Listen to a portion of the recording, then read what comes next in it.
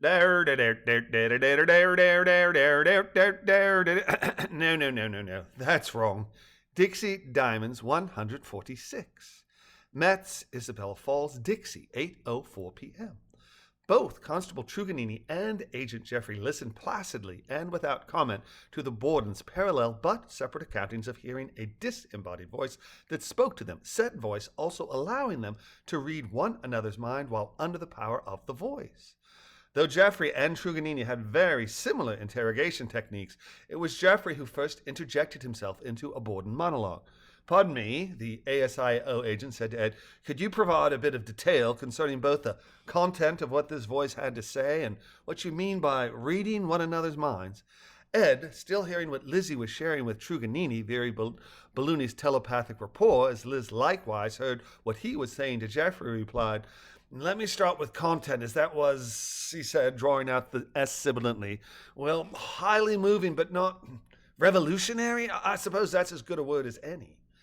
This voice, it told us he was in search of an eminent scientist by the name of Pilotre de Rosière. Just hearing that name would have been every day sort of shocking, even without the supernatural mind-reading telepathy aspects, because Lizzie and I had run across a couple of articles this Rosière fellow had either written or been referenced in.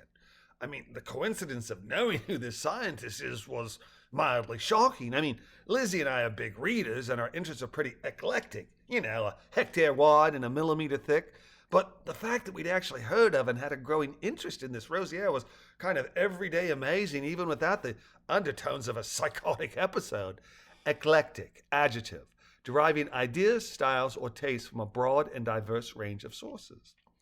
This voice in our head tells us that he, it, whatever, had been present when a man by the name of Brent C. Brency had attempted to murder this Rosière fellow.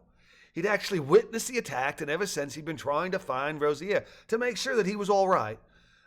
Thing is, this voice, he calls himself Balloony, by the way, had already proven he can communicate telepathically when he talked to Lizzie and me. So when he swears he can't get in touch with Rosière and asks us to please help him to try to contact Rosière, we're pretty sold. Ed paused, shook his head, and exhaled hard before continuing. I know this all sounds nuts, but he was reading our minds, and through him we could read one another. So it was nuts for breakfast, nuts for lunch, and nuts for dinner by that point.